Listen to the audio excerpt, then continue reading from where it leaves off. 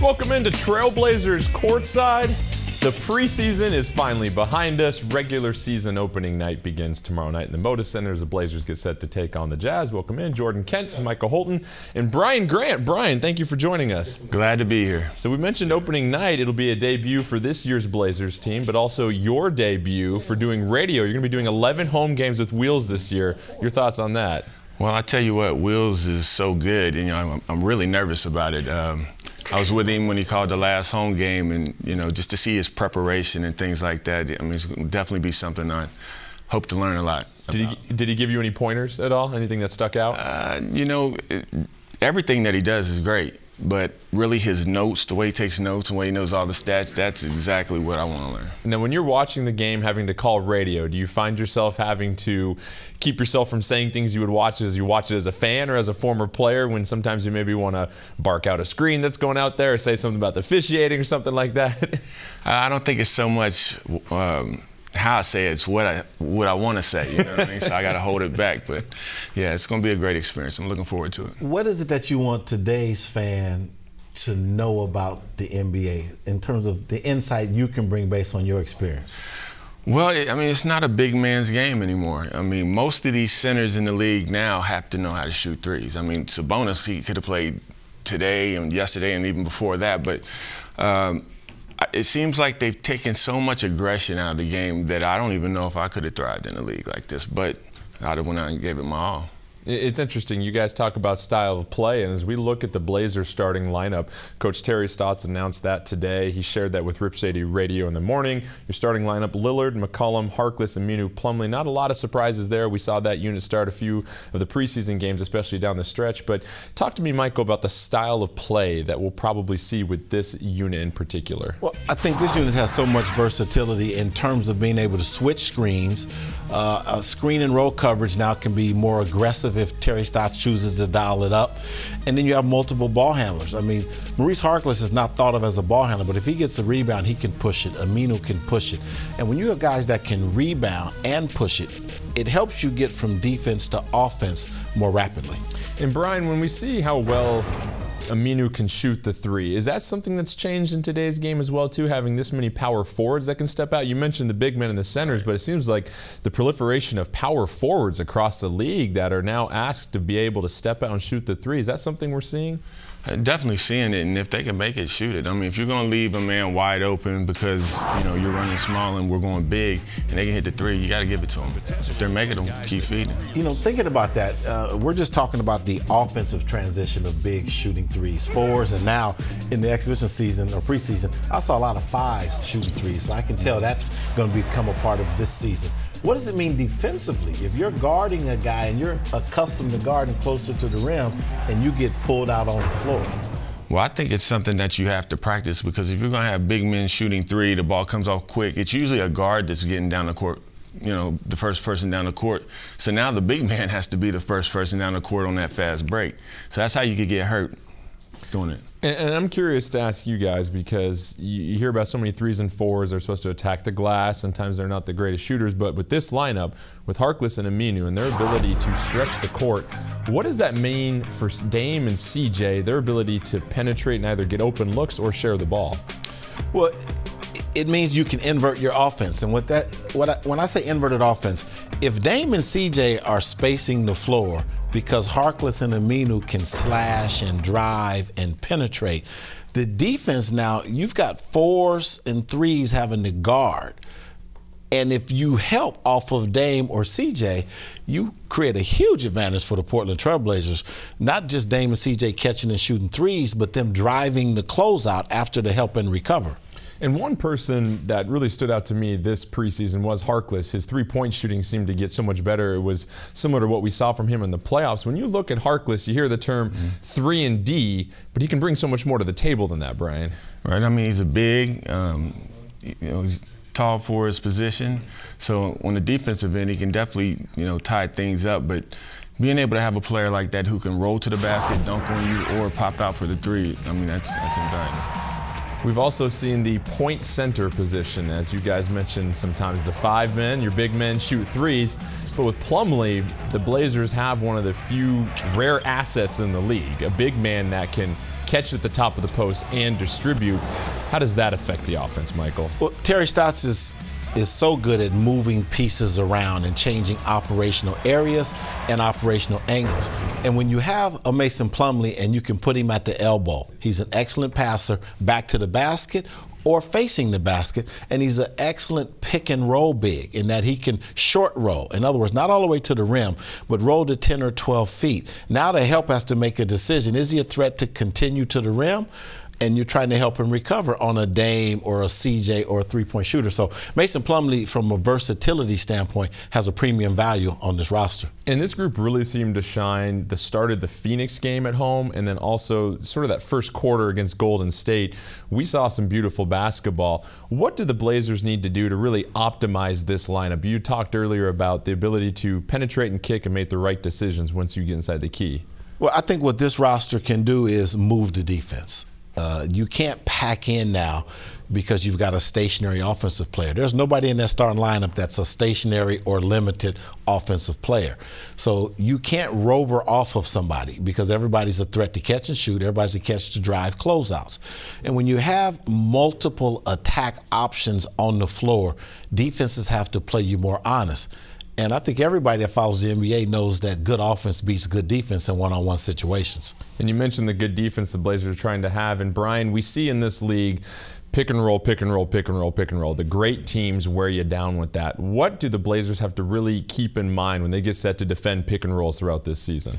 I think communication. I think especially when there's guys that you're not going to be able to switch off of, there's got to be some kind of communication, and definitely the weak side has to always be ready. And we've seen the weak side ready, and also the Blazers forcing their opponents kind of in that mid-range jumper area too. When Brian talks about that communication, where does the big man, the guy setting the screen, really have to be aware of when that pick and roll happens? Well, there's two things happening now, Jordan. In addition to pick and roll, heavy dose of pick and roll in today's NBA, you have a lot of dribble handoffs. And it's that dribble handoff action, same size, that creates switching situations, or you want to be able to switch. But when the big is involved in the two-man game, the big can pop. Now the big that's going to help and try to zone up and lay back can't do that if that's a three-point threat. Now you take a less mobile big out onto the floor, and that creates more space for everybody. And as we talked about the weak side defense having to be ready as well too, the Blazers forcing their opponents into some of those mid-range jumpers. As we look at teams that try to defend Portland, we've seen some people throw some doubles at Damian, but when you've got CJ that can also handle the ball as a point, what does that free up for Damian to do in this offense at times? Well, we keep talking about Dame being off the ball or having the luxury to be off the ball more, and it probably will materialize. I don't think we saw it a lot in the preseason. You know, but you don't want a Damian Lillard becoming stagnant on the weak side space in the floor too often or too frequently. So it's going to be interesting to see, you know, what happens when Dame's on the floor with other guys that can trigger offense. I think the biggest thing that happens from a beneficiary standpoint for Dame is by others being able to drive the ball and kick, and Dame's man having to help. Brian, what changes the most when you go from preseason to regular season for a lot of these teams? Does the intensity step up, or are teams starting to scheme and scout each other a little bit more? You know, during the preseason, the coaches are trying to figure out what pieces are going to work, who's going to start, who's going to be a good six-man off the bench. But once that season starts and everything's locked in, then the whole focus goes towards that core group playing well and then figuring out who else you can add along the way. Stick around. When we come back, we'll have more about the Blazers starting lineup. We'll also talk about Damian Lillard, his role, and what it means with this year's team when we return on Trailblazers Courtside.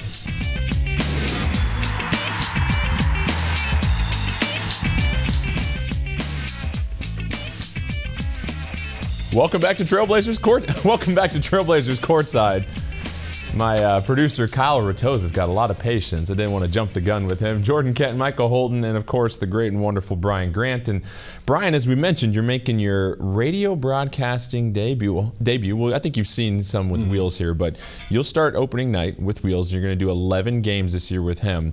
What are you most excited for working with Wheels, calling some of these games? No, I've known Wheels since my rookie year in Sacramento, so just to be able to work alongside him and to be able to learn, because coming in, I didn't know much about it, but after that first game that I was with him, I was like, wow, Wills. His preparation is just on point. And Wheels has got a great radio voice, but have you heard the difference between Wheels talking normal and then radio Wheels? I like to say there's so much more energy with that. Have you noticed that with him? I've noticed it, but he kind of goes into radio Wheels a little bit too. Yeah, a little bit. To tell the truth, I'm like, sounds good. So. Yeah, it's certainly a bit of a performance, but you're working with a great one. So we're excited to hear you guys, and I know Rip City's certainly really excited. And Michael, we've talked about the starting lineup, not a lot of surprises. We recapped that for you. Lillard, McCollum, Harkless, Aminu, Plumlee. But Damian, we noticed this from the very first preseason game. It seemed that he could get any shot he wanted to at any time, and his ability to penetrate and finish at the hoop was something he was well known for the last couple years, but it seemed like he almost stepped it up to another level this preseason. Well, Dame has always had poise. I mean, he's never been a guy to press on the basketball court. But I think what we're seeing now is that superstar poise, the Michael Jordan, the Kobe type poise where, my team needs a basket. We've hit a dead spot. Let me get to the free throw line. Let me figure out how to get other people involved. So his leadership IQ in terms of elevating others is what kind of stood out in the preseason to me. And Brian, I'm curious about leadership. We hear that term so often in sports. It's one of the great sport cliches. This team's got wonderful leadership and chemistry. In the NBA specifically, 13 guys, 82 games, or 15 guys, how important is leadership and chemistry on a team, and having someone like Damian, your alpha dog, really set the example on and off the court?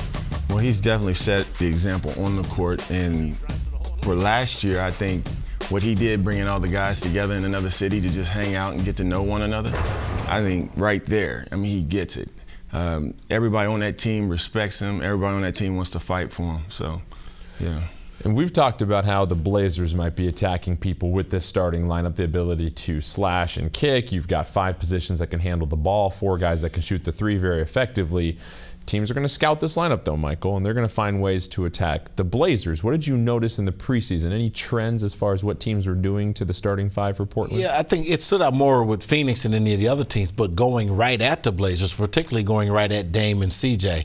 I think for some reason guards are trying to get a reputation or trying to make sure or get a report card when they go against Dame and CJ. And so I saw Dame and CJ taking some intensity from the opposition, and I don't know if that's going to be trending, that teams are going to try to attack the Trailblazers backcourt. But from a coaching standpoint, it's conventional wisdom that if the backcourt is the most or the biggest threat to us losing this basketball game, then we want those guys spending energy on both ends of the floor. Well, it's an interesting point because it's well known throughout the league that Dame and CJ are one of the best backcourts in the league. And Brian, with 82 games, were there certain games when you had a matchup against a player that you really wanted to either prove yourself against or show out against, you would bring that intensity up just another notch for that game in particular? Yeah, I mean, you were going to definitely bring it up for the Charles Barkleys, the Sean Kemps, the Karl Malones, people like that. I like to think that I go out there and work as hard at every game, no matter who I'm playing against. But with those guys, you step it up another notch. And Michael, was that the case with you as well? Yeah, I mean, I wasn't a superstar like Brian, so my stepping it up was in another level. I was just trying to not get myself embarrassed. So they are going to get some of these backcourts that are looking to establish themselves that we saw in Phoenix. We're going to see that intensity with those guys. And so when we look at what Dame and then CJ, what they can do, and you mentioned this during Phoenix, Michael, the ability of a shooting guard in the NBA to operate in that mid-range area when you come off pick and rolls, being able to be on balance and make plays. What does CJ do so well in that area? Well, CJ can operate in small areas in terms of a step back or splitting a double team and manufacture space and opportunity. But then CJ also can operate in an isolation situation and create incredible space. And that's a phone book move right there for those of you on television watching. CJ just giving you 1, 2, and backing up. I call that getting a shot in a phone booth. And that's what really stands out about him, because when you look at how teams might try to defend the pick and roll where they want to yield that mid-range jumper, having players like CJ that can operate in that area is going to be extremely valuable. And we've clearly talked about this starting five, but we'd be remiss to talk about the bench for Portland. And it's a bench that we've seen in years has gotten stronger and stronger and stronger. And when you look at the pieces of Evan Turner, Allen Crabbe, these are some guys that can come off, and as well as the big guys. So, Brian, let's talk about Vonleh, Ed Davis. What do you hope to see from them this season as far as their contributions to the team? Definitely on the defensive end, having a block party down there. Anytime somebody makes it down the gut, get it out of there. And then on the offensive end, being able to play with your back to the basket a little bit, because the more we're able to get points out of those guys on the inside, the less help is going to be available for Damon. And Michael, we were curious coming into this preseason what exactly Evan Turner is going to bring. We know he's got such a wide variety of tools and versatility that he can have, but what did you observe from him this preseason? Well, his strength obviously is what he does with the basketball. Offensively he can play make, and so I watched that, and I watched guys play off of him and play off of him comfortably. So with Evan Turner, that part is known. I think more of an unknown, at least for me watching, is how does he play when he's on the floor when he doesn't have the ball and there's another primary ball handler? Can he stretch, or can he post up or play back to the basket? I'm still waiting on somebody to emerge, not just on this team, but in the league, the back to the basket basketball, because I've got a feeling it's going to become more small forwards and guards, and it's going to be fours and fives. Well, we'll certainly get a chance at this Blazers team, their opening game against the Utah Jazz tomorrow night. Brian Grant, he'll be making his regular season radio debut. He'll be doing 11 more games with Wheels, so certainly keep an eye and an ear out for that.